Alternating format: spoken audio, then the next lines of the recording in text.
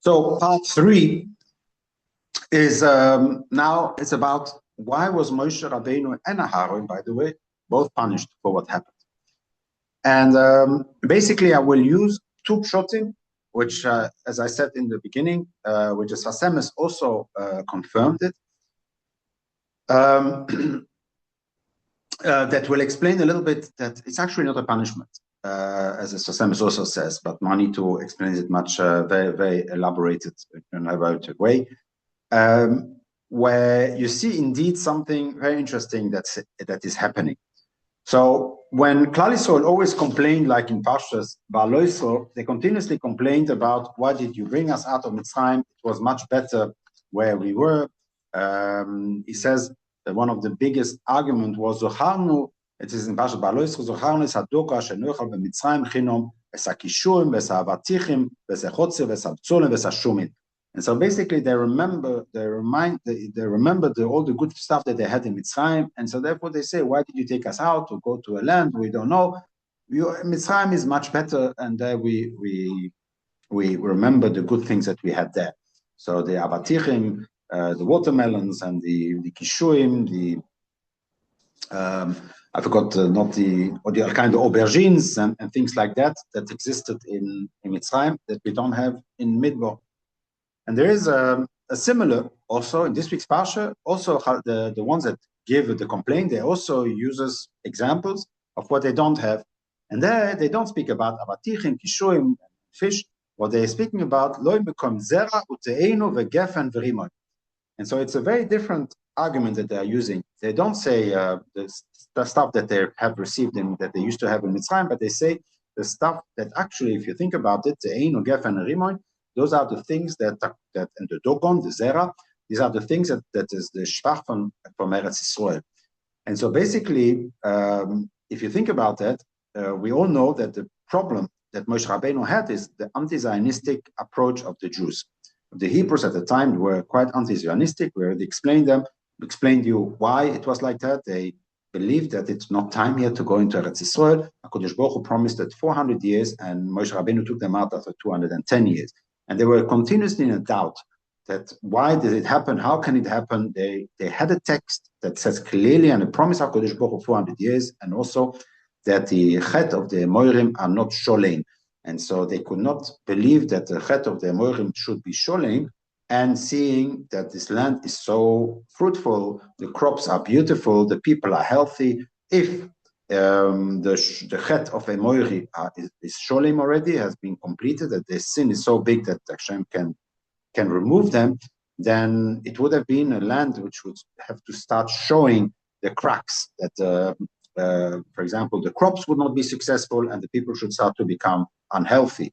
But we don't see of all that, because it says in the Pasuk a few times that Eretz Yisroel, it's not the Hashem that punishes Eretz Yisroel, that punishes Klal Yisroel to go out of Eretz Yisroel, but it is the land that asks that and that chucks them out. The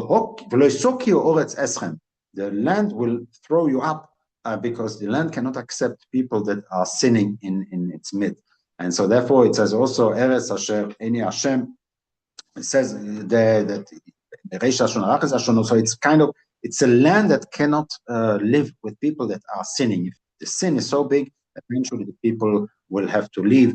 And so they were flabbergasted that HaKadosh Baruch Hu took them out after 210 years and not 400 years, and also that the land is not showing even the slightest bit of of deterioration, not in the crops, what gives out. All these things are still there. So in other words, the people that are living there are not sinning so much, and they are also quite healthy, as it says in Parsha Mishpotim also, that you will have, and people, if you follow the Torah, if you don't make sins, you will be healthy and everything will go well. And so therefore, that's what they saw now. And so they did not, it confirmed that the 2 conditions that were set in Brisbane Absorim are not fulfilled. And it's like today, when Satmar say that the Zionist is wrong because Chazal say that this is always going to happen. This is going to happen. And then when they see that we go up to Eretz Yisroel and without those conditions, they say it can't be the right thing. It has to be that the Sitrach or whatever it is. Similarly, those Meraglim also said to Klal Yisroel, this is the sitracha, this is the sultan, something is wrong. In the story, we don't understand, but it goes against the belief that we had in our Masoires and that we have in the text that it's going to have to last 400 years and it's going to be only after the Chet of the Amorim will be complete. And none of those two seems to be already happening. And so basically they didn't believe it. So this was always the challenge that Moshe Rabbeinu had with the Jewish people. They did not want to enter Eretz Yisrael. They were quite anti-Zionistic. But those people that now, after 40 years, are complaining, they do not complain about the kishuim and the dogim that they had in Mitzrayim for free, but they're complaining about the te'enu, the gef and the rimon. In other words, what Moshe Rabbeinu apparently did not understand in their complaint is, we don't want to go back to Mitzrayim. We are a new generation. We don't even know Mitzrayim. We don't remember Mitzrayim. We were a little young.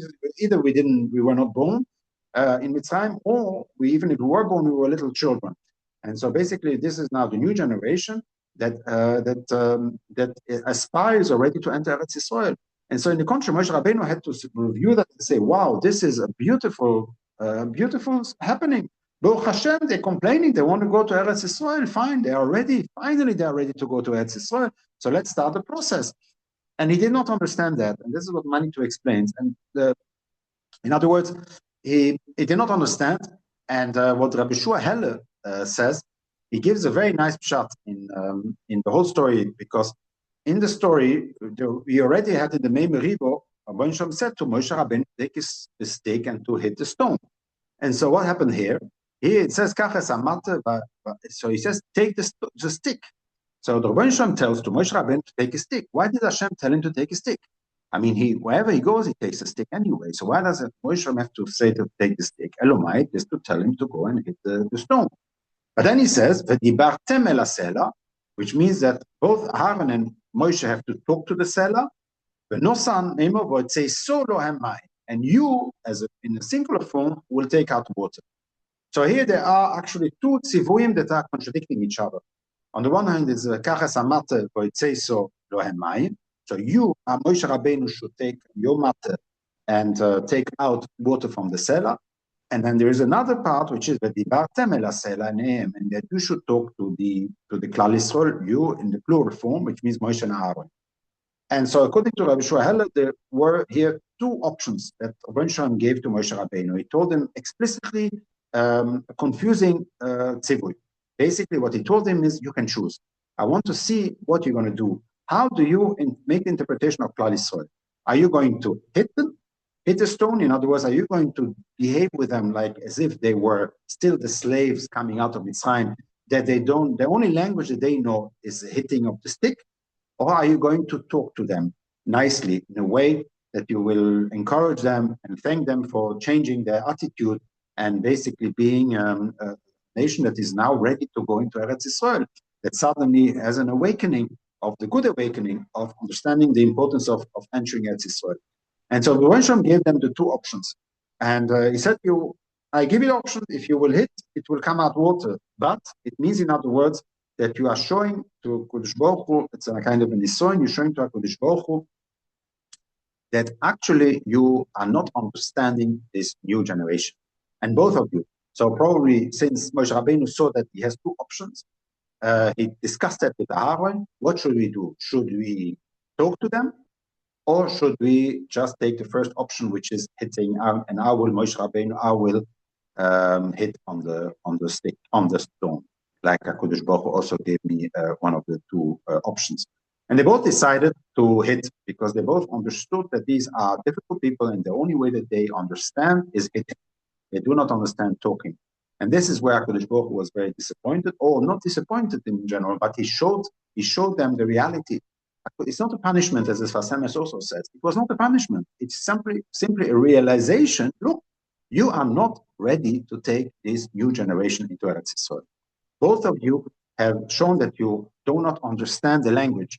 Sometimes a leader that becomes too old is lost track with this new generation. And sometimes you need to refresh. You need a new Rebbe. You need him to go on pension. Unfortunately, Rebbes don't always go on pension. And therefore, there is still a gap between the understanding of the previous generation and the new generation. And you need somebody from the new generation to talk to these people. And that's something which is it's very important to take into consideration as well. And this is what happened here. So it's not a punishment. It's simply the Kadosh Baruch Hu kind of show to Moshe and Aharon, look, you made a mistake. You thought that those are complainers, they want to go back to Mitzrayim. These are similar to the older generation that just need a stick, need to be forcefully, to tell them forcefully. No, these are the new generations. They are open to discussion. You have to understand them, and you have to talk to them in a nice way. Then you would have achieved much more than by giving a stick. And therefore, I have to remove you from entering Eretz Yisroel because I have to give it to Yeshua. And if Moshe and Aharon would go into Eretz Yisroel, they would undermine the authority of Yeshua. Yeshua is the Levona, and Moshe is the Chamo. And so therefore, if the Chamo would still be there, the Neshama would still be in the shade of Yeshua would still be in the shade of Moshe Rabbeinu. So Moshe Rabbeinu had to die, and they could not enter Eretz Yisroel. And also Aharon. The question that I was asked on this chart is that why then did Aharon die so much earlier versus Moshe Rabbeinu? Why did Aharon have to die? And I think it's Chodesh Av. And why did he have to die on that moment? Why couldn't he die on the same day as Moshe Rabbeinu? And so somebody else said maybe in order to avoid him seeing what happened with the noise Midian and the whole story that happened, in order to avoid, because there is more tumor that came into the world by this Vilas Kalem and things like that. There's all kind of shocking which during the Shia people suggested, I don't remember them all, but in any case, this is a good question. Why did Aharon die much earlier than Moshe Rabbeinu in that case? But I just wanted to mention that as a little shot, it is not a punishment for Moshe Rabbeinu and Aharon, but it is simply a realization that you need new leadership. The old leadership does not understand this new generation, unfortunately, which sometimes happens. So we're going now to the next part, is the understanding of the controversial Rabbi Chosid on the Oz Yoshir Yisrael Zashir Azos.